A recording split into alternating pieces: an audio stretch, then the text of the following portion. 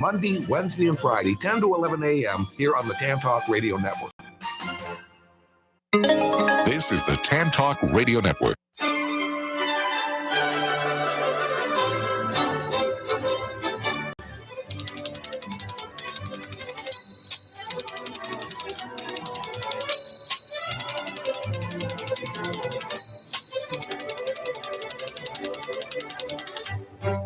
Hi, and welcome to Joy on Paper Radio. I am your guest host, Bria Burton, here in the studio in beautiful Clearwater, Florida. And today I'm going to be interviewing two local authors. I am so excited to be talking to some authors who are from right here in the Tampa Bay area. And I also just want to give a shout out to the wonderful Patsy Gill, who is the host of Joy on Paper and who will be back for you all on Thursday.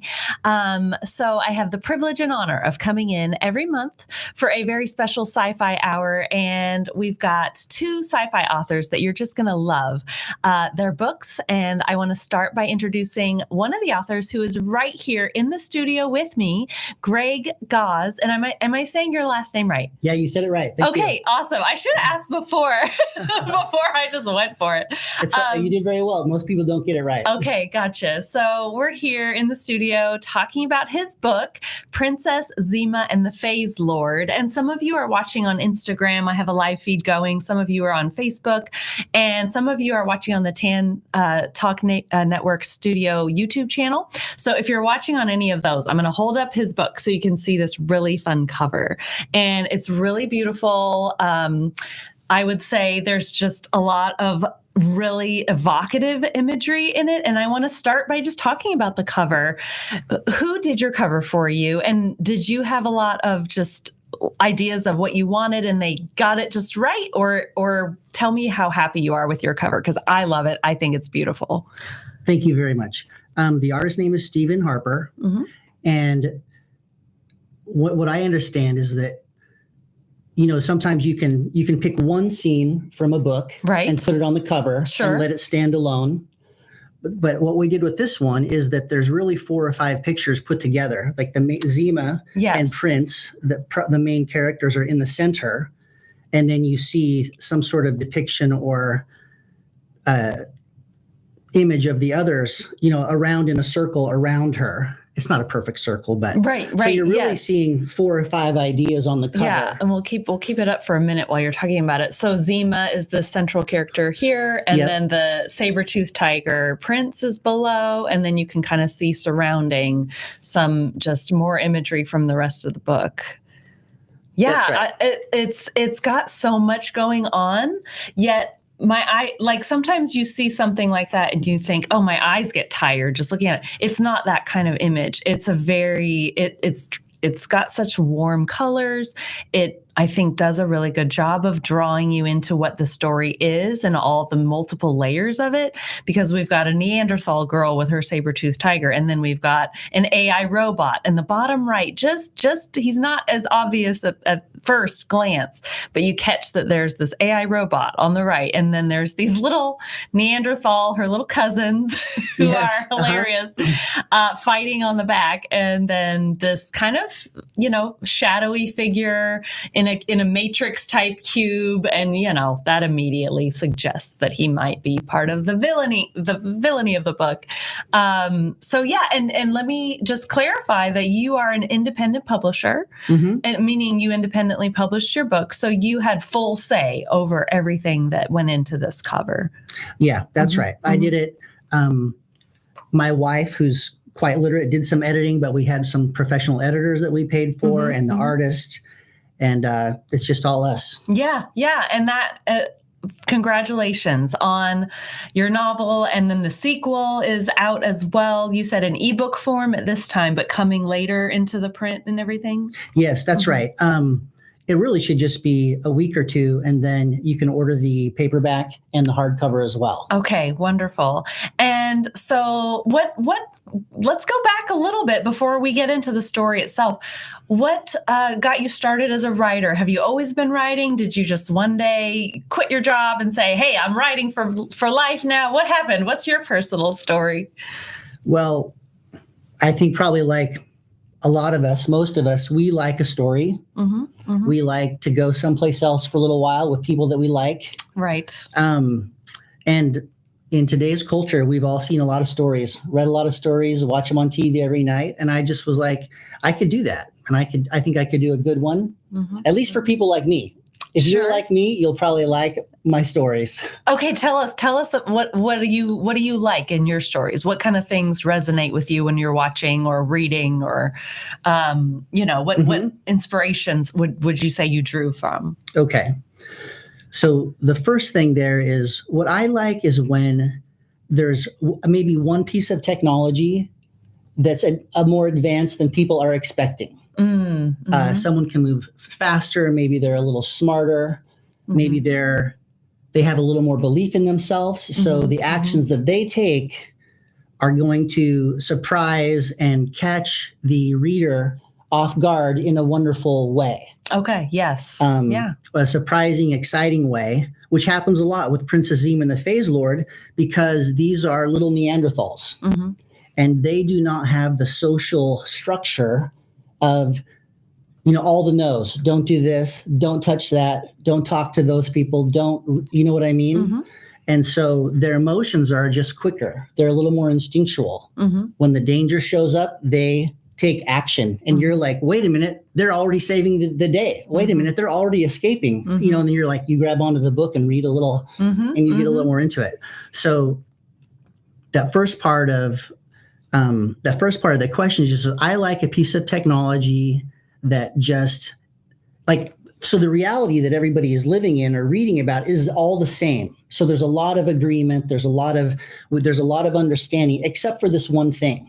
So that I think that when something exciting happens or something a little out of the ordinary happens, there's a real foundation there for it to be possible. I'm not expecting you to trust that the main character can just turn into a pink unicorn and 5 minutes later be at a business meeting in New York City. There's no drastic leaps. Plausibility. Sure. Yes. Yep. Yes. And who would you say were some of your favorite authors that you've read, that you've enjoyed, that just really kind of inspired some of these things that you took away?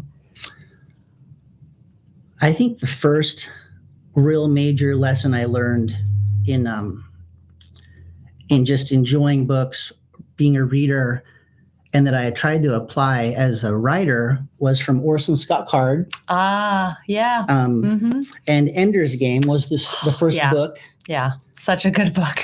I don't know if it matters who you talk to. Yeah. If they're a science fiction person, that book is going to come up in their top 5. Yeah. Their top 10, top 5, always. It's phenomenal. And if you've ever done the audiobook, Stefan Rudnicki, the best narrator I have probably ever heard. And personally, I think he is fantastic. And to hear him read the book, and the book that I did in audio was a pairing of him with another female reader. And that worked so well with the back and forth with some of the narration. And getting to hear it in Audible was very satisfying. It's a very satisfying book. Yes. And the thing is, as children, we really are bright and beautiful, and we have a strong sense of justice and rightness. And society guides us in a particular direction. I'm not saying it's a bad direction, but in Ender's Game, the children are like, they're the ones on the line, and when they're put in a difficult position, it really pulls them apart, and you feel that, right? So, but the thing is it's real, and those feelings are strong and powerful, and they're still within us. So the first thing is that it's okay to have a child be like a hero, right? So because they just I love that. Yeah. Yes. Yeah. Let's see. Yeah. Well, and were you writing stories when you were younger, or was this essentially your first foray into writing your own novel as an adult? I didn't do any writing as a kid. Okay. In creative writing class in high school. I never did any of that. I was about 28, and I thought, you know what, I can write a book. Let's do it. Hey, I love the confidence because here we are. You have your book and your sequel. Yes. That's wonderful. I wrote a book. It was called Speed Skin. And that's like That's a fascinating title. I'm already intrigued. Tell me about it. Well, it's similar. There's regular technology. There's a kid whose dad, and his dad he owns one of the military or like a high tech. They basically apply technology to like military equipment. Okay. And a big problem with our fighter planes, with all airplanes really, doesn't matter whether it's commercial or not, is that we have air friction. Yes. And air friction, not everybody knows, but that's the main reason that planes slow down. Mm-hmm. It's the main reason they wear out. Mm. And maintenance is so incredibly expensive. It's hard on the engines and everything. So the idea, for the owner of this company, Masterson Aerospace and Technology, is, well, what if we could just get rid of air friction? What would happen? Mm-hmm. And some of the best science fiction becomes later future science. I love that. I'm totally honest with you. I'm sitting at a car wash in Tahunga, California, and I've finished the book, mm-hmm. and the guy sitting next to me has a NASA JPL signature on his jacket. Yes. And I started a conversation with him, and I said, I got to ask you, this is what I did. I wrote this book, and what do you think about this? And he said exactly what you just said. Yeah. He said, believe it or not, that's where some of our ideas come from, is because there's guys like you, they think ahead, and all of a sudden, boom. Yep. Mm-hmm. That was quite something. That was quite validating to have a true expert in the field say that's pretty possible. Uh-huh. Mm-hmm. Interesting. So, yeah, the planes go twice as fast. And what happens when the planes go 2 or 3 times as fast? All of a sudden your military has a lot more power, and but the thing is that there's a fight. Mm-hmm. No one's just going to give anybody the advantage. Right. So now the bad guys show up and, blah, blah, blah, blah, blah. Yeah. You have a story. Yep. Always need the conflict. Yeah. Okay. So you had that first novel, and then let me just finish on that one. Yeah. So I did the traditional, I tried to go the traditional publishing route. Meaning submitting to publishers, agents, that type of thing. Agents. I went down to Barnes & Noble, bought the book of all the agents. Yeah. And, each one of them lists what they want, a paragraph or a couple of lines or a chapter, and you send it off to them. And I had a very good response. Mm-hmm. I got an agent, and they edited it. Wow. Right. Okay. So you actually obtained an agent. They edited it. They got it to the publisher, and the publisher said, wow, we really like this guy. Have him write another one. And at that point, my stomach really just was like dropped out, because I just spent a year of my life doing this thing. Yeah. I'm 28. I'm not hungry. So the publisher was not taking on that book, but they said, send us your next one. Was that the idea? Yes. Okay. Well, the way they explained it to me was that they don't usually publish someone's first book.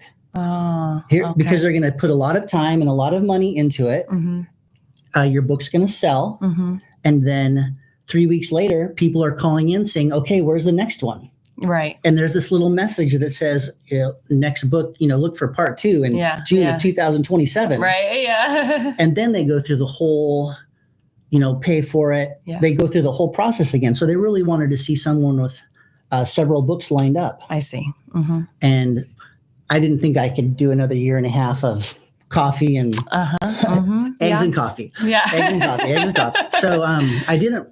So I did have some good response from that. Yeah. But I didn't write again after that. I did some fun short stories. Okay. Really kind of just for myself, because I do like the writing and the whole creative aspect. But then that just brought us up to, bringing us up to present time. A few years ago, my wife said, well, I think you should do it.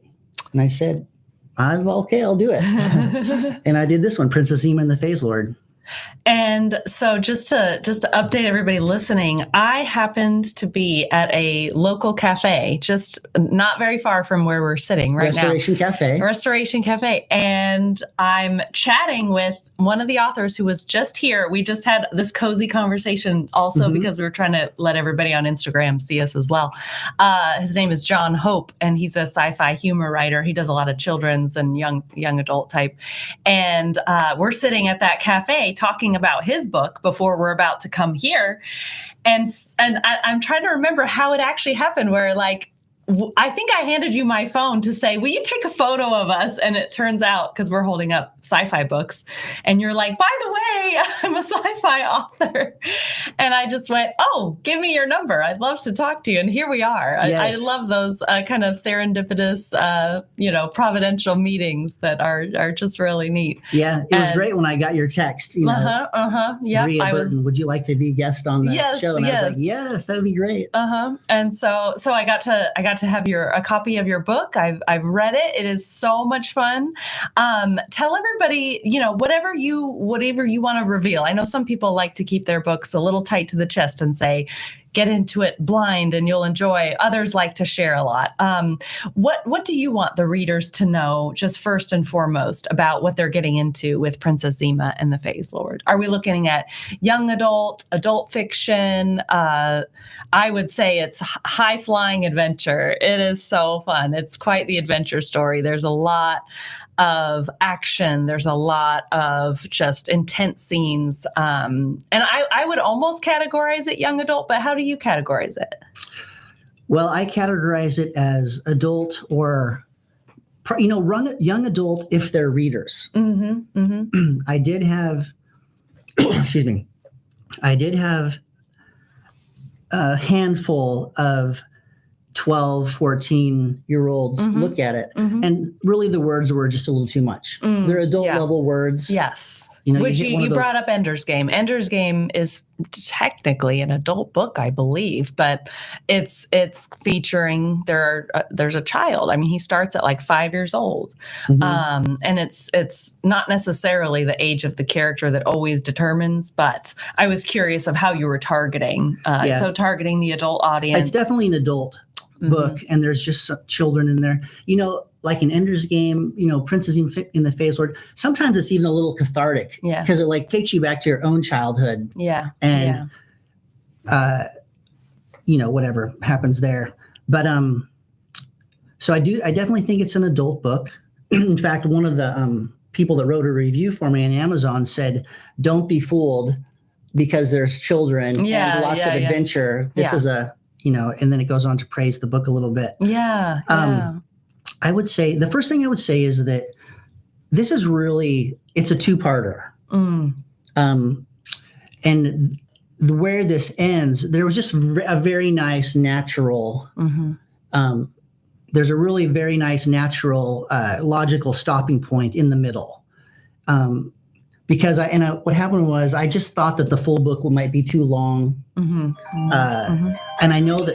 I'm so sorry. My phone is actually ringing. That's okay. And I don't know if I can stop it from here, but I will.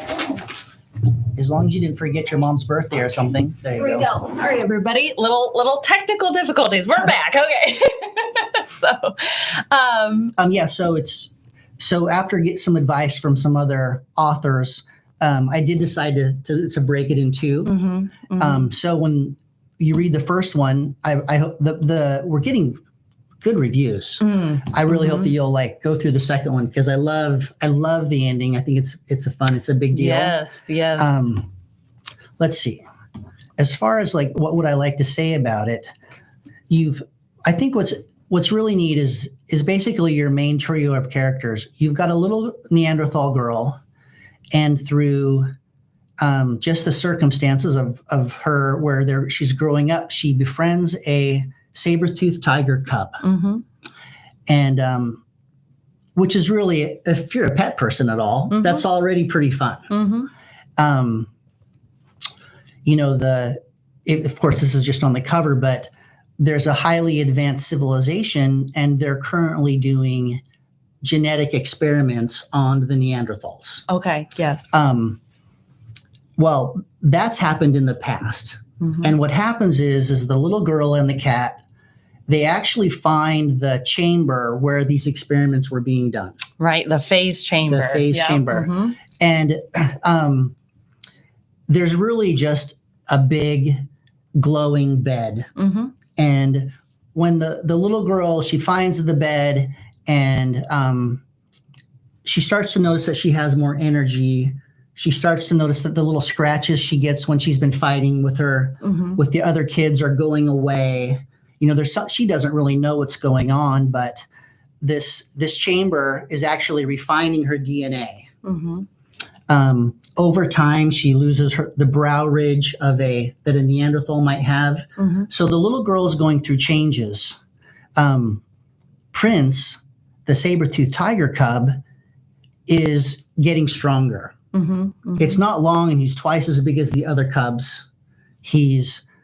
Whenever they're play fighting, he wins. Mm-hmm. And that real spark of intelligence is taking hold in his eyes. Mm-hmm. Mm-hmm. So I'm really just kind of giving you guys the setup, which I think makes it fun. Yes. Yeah. Well, not everything is happy in the Neanderthal world, Right. and the medicine man is trying to overthrow tribal leadership. Mm-hmm. And he takes Zima and he holds her up as an example that the gods aren't happy with them. Mm-hmm. Mm-hmm. And so he's making a big fight with Zima at the center of it. And the little girl's probably not going to make it because of the danger. On the other side of this large area, this huge monolith where they live, the saber-toothed tiger cub has also been singled out by the alpha tiger. Mm-hmm. And there's really only one thing that the alpha tiger is going to do to a cub that's going to challenge him for dominance in the future, which is, kill it. So there's upheaval on both sides of this monolith, which is just a great big rock. For those of you that don't remember what that is, it's a huge rock, and the Neanderthals live on one side, and the saber-toothed tigers and other wild animals have kind of been relegated to the other. But the one thing that's tying these two together is the phase, Right. is the phase chamber. And in the corner of the cover here, you see Artie, Mm-hmm. Arthur Smith, Mm-hmm. and he's the artificial intelligence unit of the great. Oh, that's who he ship. represents. Yes. Okay. So Artie Smith was one of my favorite characters, I would say, because he has this great sense of humor. Yes. He's a really funny AI. Yes, he's smart and he's fast, but his emotions aren't really developed yet. Right. And Mhm. so he's watching all of this from a distance. Right. The little Yeah. girl befriending the cat, even though the cat's 100 times bigger than she is. Right. Not right. 100, but yeah. He's big. He's very big. Yes. And so he's watching this, and he realizes that the little girl's in danger. He realizes that the cat's in danger. And just that first portion of the book where it's setting it all up is how those three become a unit. Yes. Yeah.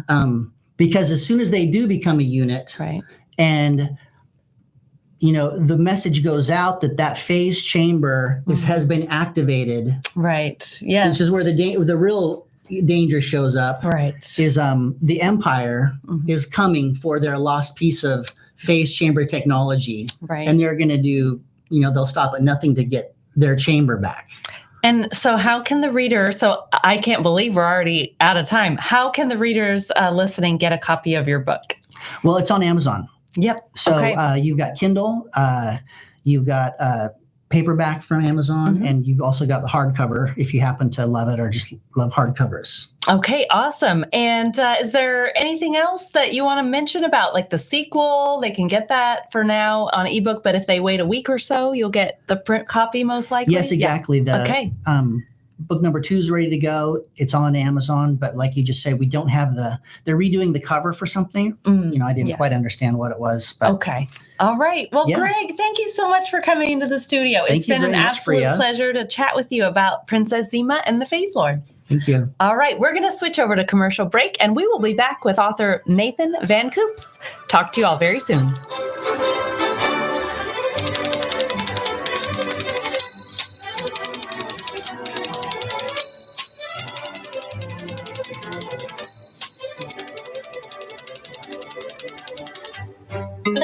This is the Tan Talk Radio Network. Looking for inspiration? Looking for something that will intrigue you? Then this book is for you. Jim Lamb's poems start out as caterpillars, creepy, crawly, and raw. Then a miracle happens as they transform into colorful, bright, and conspicuous works of art. You can find Jim's new book of poetry, Hurting Butterflies, at Amazon.com. It's the perfect gift for the book lover in your life, even if it's you. Hurting Butterflies, the perfect holiday gift, available on Amazon. Get Hurting Butterflies. Do you dread being called on to speak at meetings or family functions?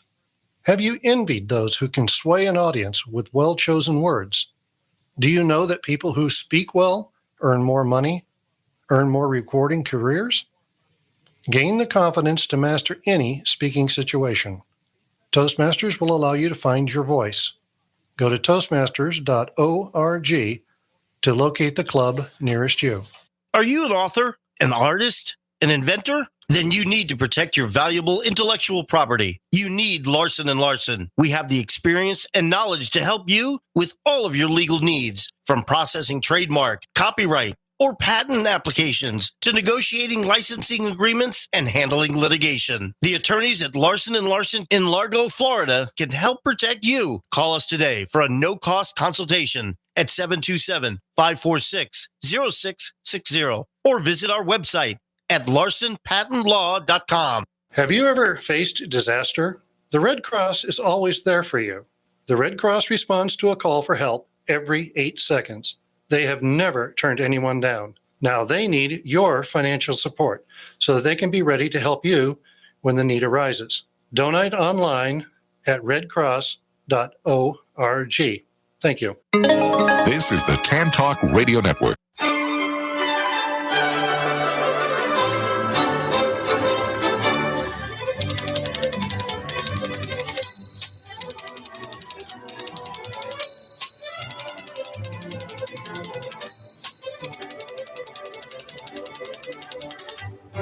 Hi, and welcome back to Sci-Fi Hour. We have just had the wonderful opportunity of chatting with Greg Gause here in the studio. He's going to hang out a little bit while we chat with our next author. And before I introduce Nathan Van Coops to you all, I'm going to have Big Ed play a little book buzz about his book, Electric Midnight. Go ahead, Big Ed. Hello, fellow sci-fi readers. This is author Bria Burton reporting for Joy on Paper with your science fiction book buzz. Today's communique to galaxies near and far includes a 2021 release in print, ebook, and audiobook, Electric Midnight by Nathan Van Coops. This is book 2 in the Paradox PI series, and book 3 can't arrive quick enough unless it could time travel. Now, let's download the book buzz. In the vein of futuristic noir detective stories with heavy doses of pulp, and where high-tech androids called synths roam, street-smart private detective Grayson Travers encounters a synth with a glitch who winds up dead. Travers hits the streets of Port Nuongo, a Blade Runner-esque city on the Gulf of Mexico in Florida, following a lead from a coin the synth left behind. Soon, the TCID, a time travel authority, finds a reason to hassle Travers, despite his witty comebacks. With no reason to detain him, he's free for now, but his troubles with that organization escalate with every new piece of evidence he discovers, which includes a suspiciously convenient job offer from United Machine, the synth-making corporation who hires Travers to find the synth killer. When Travers needs a safe haven from all the heat and the underworld dregs that get their sights on him, his trusty time-traveling muscle car fitted with an AI named Waldo offers a ride to the Rosencrown, a time-traveling inn that caters to clientele like Michelangelo and Samuel Clemens, aka Mark Twain. As Travers gets closer to discovering the truth, he realizes the killer might be closing in on him. This action-packed time travel mashup is a page-turning thrill ride with a likable hero, clever twists, and a richly imagined future. Author Nathan Van Coops lives in St. Petersburg, where he teaches writing and publishing classes with Keep St. Pete Lit, and has had a career in aviation for over 20 years. This is Bria Burton with your Futuristic Fiction Fix, signing off. And welcome, Nathan. I am so thrilled to have you on the show. Thank you so much for having me. I love that book blurb. That was so much fun to listen to. Oh, good. I'm so glad. The book was so much fun to read. Your blurb makes me want to read it again. Okay, there you go. That is the whole purpose of even doing it, so that people want to read it. So I just want to mention to everybody, you and I both happen to live in St. Petersburg, and I met you through some neighbors. They used to be neighbors. They don't live in the neighborhood anymore. But it's just so neat, these little connections where they introduced me essentially to your books because they just were friends of yours. And when you first, I think, started writing I'm going to get the title wrong. It's like the chronometer, but that's not right. I'm sorry. The Chronophon, yeah. Chronophon, the thank you. The series is called In Times Like These, but the second book is called The Chronophon. Yeah. Yes, yeah. You had that series out, and I have yet to grab that. But when I saw your PI Paradox series, I was like, oh, this is right up my alley. And I just dove in. And I don't think I realized I was in possibly the second book when I picked up Electric Midnight. But that's the great thing about some of these books is that, you know, if you have a character who just is holding the story and he's the lead in each one, but they kind of almost stand alone. You've done a great job of that. I think of people can jump in the middle or they can go through in order. And that's something that I think a lot of authors strive for when they're writing more than one book in a series. Yeah. And I think that's especially important in a mystery. Yeah. Because mysteries are inherently episodic, you know, where, you know, somebody gets murdered in the beginning. We want to stick around till the end to see who did it. And, right. You know, there's no use dragging that across multiple books, but we can join back up with the hero again, you know, solve the next mystery and have a good time doing it. But I love it when people can close the book and be satisfied, but right. then still curious, which is, you know, I don't leave anything hanging to the point where they don't feel like they had a complete story, even though they can certainly follow the characters along to the next adventure. That's a great way to put it. You want to leave your readers satisfied, but still curious. I mean, that's a great way. Yeah, I love that. And we're going to get into these books, but first, you recently put out a newsletter. I get your newsletter where you talked about being an Amazon #1 bestseller. Let's talk about that a little bit. Hello. That's awesome. Yeah, congratulations. That was a lot of fun. It wasn't #1 in the entire store, but it was the #1 mystery on Amazon. And it was #4 in the store in the entire store for Audible. Wow. Which was fantastic. It was a deal that Audible did on my book Tropic Angel, which is another mystery. And if you liked Grayson, you'd probably like Luke Angel, my contemporary hero. He's a pilot who also gets tangled up in murder mysteries, but instead of time travel as his skill is aviation, being a pilot. Right, so, which we'll get into it because you are also a pilot. Yeah. True. Yes. True. And I based that again in St. Pete. So just like the Grayson series, I started him off in St. Pete. And then, of course, you know, you read Electric Midnight. He ends up in Port Huenga, which is down the coast a ways, but in the future, yes, quite a ways. Yes. But I do like kind of grounding the series here in St. Petersburg, like the original series in Times Like These, which is Ben Travers, which is actually Grayson's father. His story starts it all, and that takes place in St. Pete. He originally time travels back to the 1980s in St. Pete, and then branches off from there into the rest of the multiverse. But it's kind of fun, you know, grounding it in a little bit of real world stuff where the readers can, you know, recognize the things, find their way around. Yeah. And so was it one of those things where you just like pulled up Amazon one day and saw like, oh, or did they alert you to that?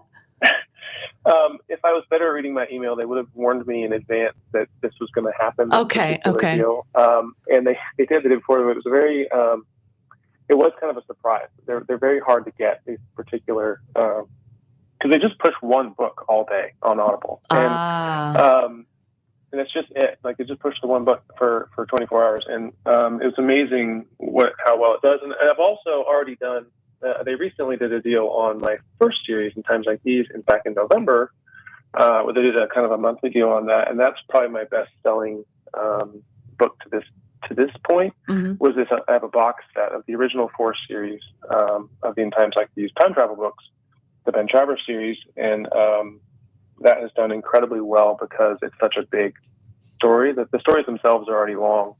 In Audible, you know, 14. I think the Chronophon is 19 hours by itself. Wow. Yeah. So this whole box set is like 60 hours of audio, of time travel adventure stories for a single Audible credit. Okay. Wow. Is an astoundingly good deal Yes. for people. Yeah. So instead of having to buy each individual audiobook, they can just get the whole series in a bundle. And then, interestingly enough, actually, the Grayson Travers books, the first 3 of those Paradox PI books are also available in an audiobook bundle if you want to get them. I do want to get it. Yeah, there you go.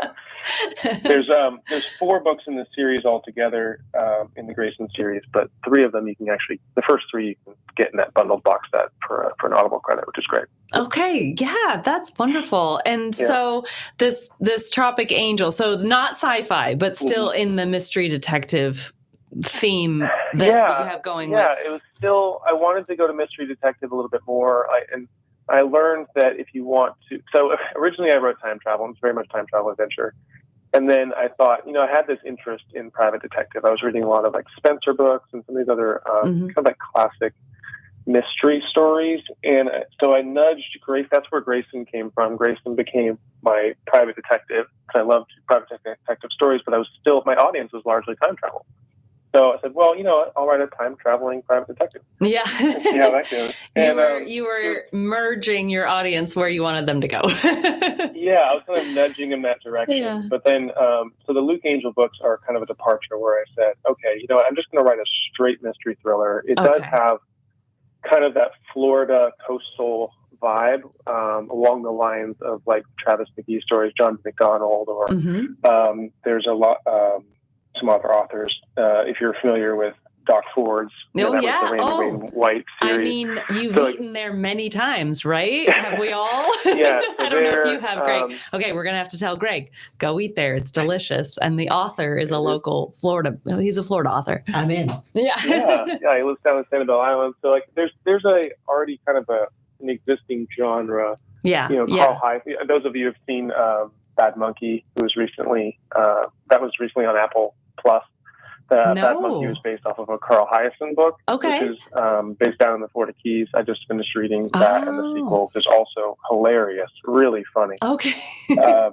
Florida detective fiction. So there's already an existing genre. Yeah, it is like its own subgenre, isn't it? It's a niche, and I kind of took what was existing and then put an aviation spin on it.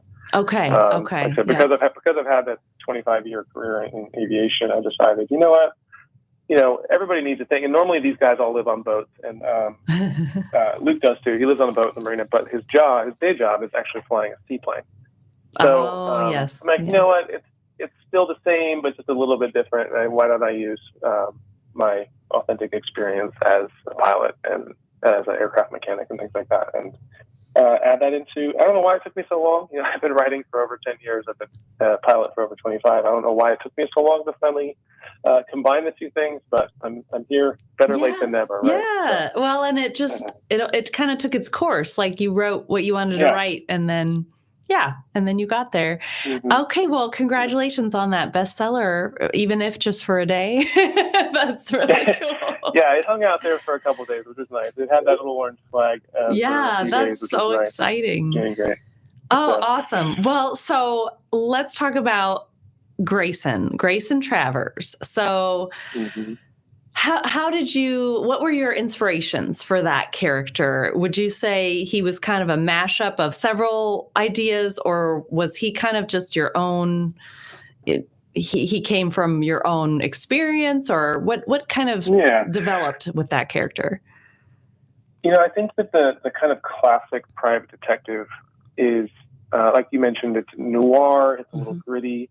Those of you who've watched Blade Runner 2049 or, the original Blade Runner, that was obviously inspiration too, but I loved Blade Runner 2049. I thought that particular world was fascinating.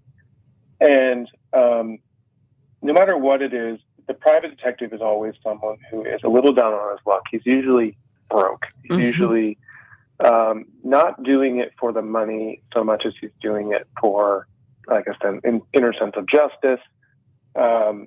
Usually he's got, he's a loner. He's someone who by nature can walk this sort of gray line in between good and evil, or just, like the grittier parts of life. He can walk down these streets. There was this famous quote by Raymond Chandler, and it says, down these mean streets a man must go who is not himself mean, who is neither tarnished nor afraid. And I love that line. And that's kind of like the model for all of these characters, all of these private detectives who, they're not afraid to get their hands dirty. You know, they're not saints when it comes to their relationships with women and all these other things. They kind of go places where they're a little bit of an anti-hero, I guess. Right. Yeah. And it makes them so much fun to write because, okay, they are a little bit more violent. They are a little bit more aggressive maybe than we would be in our day-to-day life. They walk that line and associate with people that we wouldn't want to associate with. But in doing so, they become the only person in that story world who's capable of solving the mystery. And part of it is because they are a hero in the sense that they're willing to sacrifice. Like in this case, they've sacrificed social life to be a loner. They've sacrificed money to be a private detective. They've sacrificed, and throughout the course of the story, you'll find Grayson getting beat up. You know, you'll find Grayson being down. Like he'll be, you know, the time police are basically after him all the time. They're giving him a hard time. The people, like the hero takes the punches.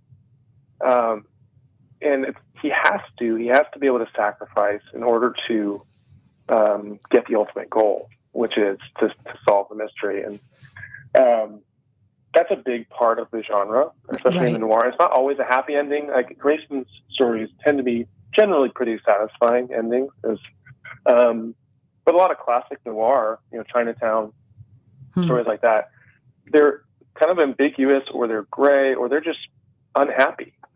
Even like the lighter fare, like for example, I love this story, The Nice Guys, with another Ryan Gosling, which is fun. And it doesn't necessarily end happily, you know. It ends, the mystery is solved, and the heroes, they do prevail, but the overall world still remains. Right. So even if Blade Runner 2049, the main villain of Blade Runner 2049 gets away with it, like he never really gets brought to justice. Sort of, you know, the lower minions do, but and the mystery is resolved. But you know, that's part of the noir aesthetic. Yeah. And you do a beautiful job of painting the aesthetic, and even just that future setting and some of the places he has to go.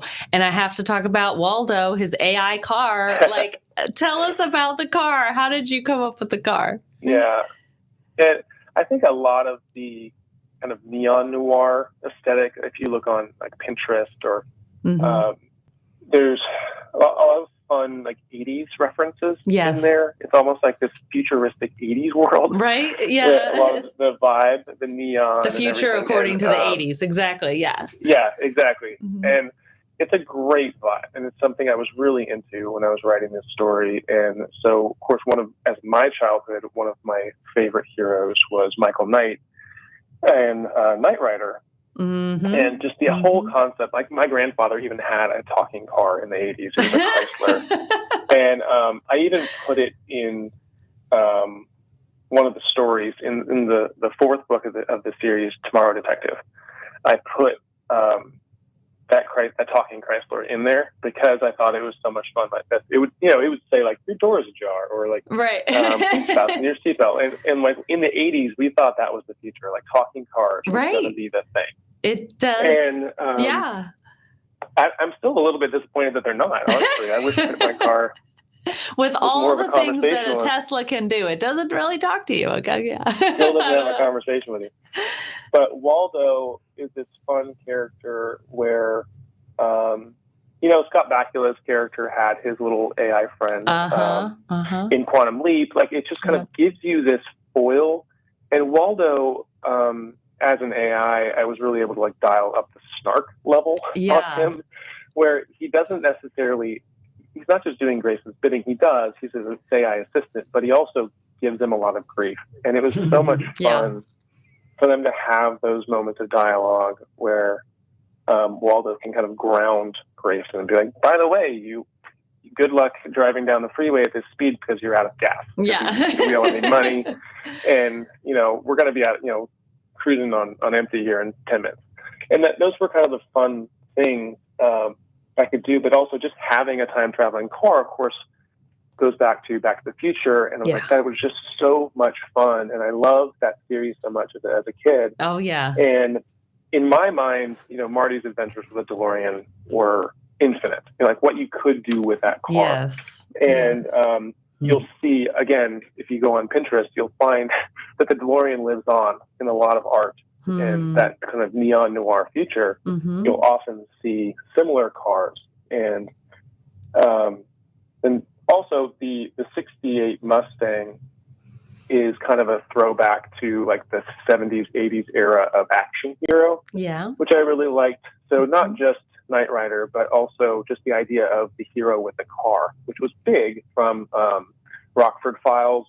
He was obviously famous for his Rockford turn where he'd back up and do this screaming 180 and go the other direction. Bullet. There's so many great action car movies that were popular in the 70s, 60s, 70s, 80s. And I wanted to like add that element in. So you'll see Grayson in car chases. And there was even like a whole playlist. I was listening to some Kavinsky, like and there's this great song he has about this ghost car that the police are chasing and it vanishes. And I was just like, man, that's just exactly what I want. I have that, kind of in the background of my head, that synthwave music. I had a whole playlist of synthwave as I was writing this, just to really get in the mood of this world. And it was just so much fun. I had a great time. Yeah. Oh, it's fun to be in there as a reader. It's you've done such an excellent job of just completely engulfing the reader in this whole world. And I will say some of when Greg and I were talking, because his book has an AI character as well with a lot of snark, and it just lend itself to being that type of character. And that's something in my own writing. I have a short story with an AI with a lot of snark. And so, it definitely just that trend. I hope it never goes away, because to me, it's one of the more entertaining, consistent, if you want to just call it a trope, it's one of the more consistent tropes that I think just often works, almost bar none. When you have an AI that has just this real sarcasm or whatever the AI, is doing, but that there's almost this foil to whatever the human is trying to do. So you employ that very well with Waldo. And then, just as you're continuing to write, is this a complete series now? Because I think I saw there are 4 books in the series now. There are 4 books in the series, and it does a good job. So book 4 kind of finally wraps up a little bit of Grayson's origin story. Like you don't that he has this dark past in the first 3 books. You don't exactly know why, and it's alluded to. And then book 4, it was almost, for me, it was an exercise in mental agility trying to write this thing, because I wrote part of it goes in reverse.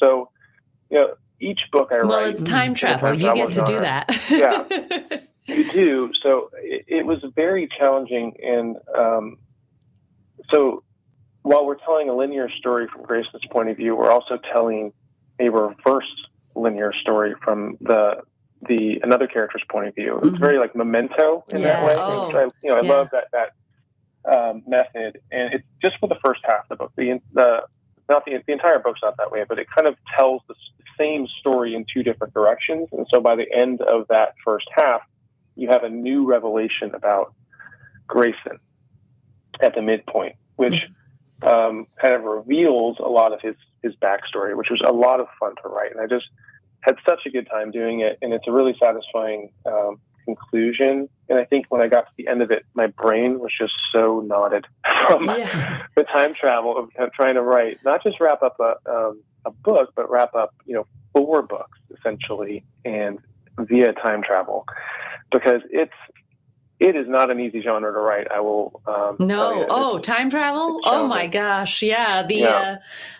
The plot holes. I mean, people will find them because they essentially have to exist. I know that there's always the story of the Terminator, and people talk about In the second movie, why did they not know that they were sending it again? Like, how would they know to send 2 Terminators back? Like, why wouldn't they just assume? But then somebody else would come back and say, well, they had the first future and then they were built again anyway. And so you have all these ways you can kind of work around the plot holes. Multiverses But at some point, the reader has to just take the leap. But I had to make writing it. So I did come up with it. The whole reason I have a career as a writer at all is because in times like these, the very first book I ever wrote, I thought about the time travel premise so hard, and I just conceived this reality of how this system would work, and I made it work within the limits of the story. Like as long as the physics, as long as you don't break your own rules, I think the readers are happy. They know, like just like watching Interstellar or something like that. Where you're like, okay, they're using physics and they're kind of tweaking the physics a little bit to suit the purpose, but inside the boundaries of the story, they're not breaking any of their own story rules. So it's satisfying. Yes. And that's kind of the rule I went by. I was like, okay, I'm going to define this multiverse. I'm going to create this method of time travel, which I called like anchor-based time travel. And I very clearly drew what the limits were and the drawbacks and the dangers. And I stuck to that. But it got complicated. I will tell you it. And then when you have a time traveling detective trying to create a mystery, right on top of it, that is but have it be difficult enough of a mystery that a time traveler couldn't immediately solve it, right? Because the idea is that, well, why not just go back to when it happened and see what happened, and so you have to make a mystery that is layered enough and complicated enough that even a time traveler has a hard time figuring it out. And that's a lot of work. Well done, sir. Because I think you've accomplished something really impressive with this series. And I got a copy of the 4th book, so I'm really excited to dive into it. I'm holding it up for readers, for those who are watching, to see the cover of Time of Death, the 4th one. So tell everybody. Time of Death is actually the first one. Time of Death is the first book. I'm sorry, the first one. Okay, I had to go back because Electric Midnight is the second one, right? That's true. Yeah. That's right. Okay. So tell everybody, because amazingly, we're already running out of time. Tell everybody, where can they find you? Website, social media, that type of thing. Sure. Go on nathanvancoops.com. My last name is 2 words, VANCOOPS. If you go on nathanvancoops.com, you can get yourself a free time travel story called Clockwise and Gone, which kind of introduces you to the world a little bit. And then in the back of that, you'll find a sample of In Times Like These. So you can grab that for free. And then that'll get you on the newsletter too, and get you hooked up with all my fun emails. And that'll introduce you to a lot of the series. And of course, just look up my name, Nathan Van Coops, on Amazon. You'll find all of my time travel books under Nathan Van Coops. Then you'll find my Tropic Angel and Tropic Descent are actually under Nate Van Coops. So those are my contemporary mystery thrillers. So you can find any of those on Amazon. Thank you, Nathan. I really appreciate you coming on the show, and we will definitely have you back when your next book comes out. It has been a lot of fun. Thank you so much for having me on today. Thank you so much. Take care, and we'll talk to you soon. Bye-bye. Right. Yeah. Thank you, everyone. Thank you, Greg, for coming on. Do say if you have any last word for the listener. We are out of time. Well, thank you very much for having me, and it was very fun to be here and get to listen to Nathan as well. Thank you, Greg. And listener, get out, get these books, get reading.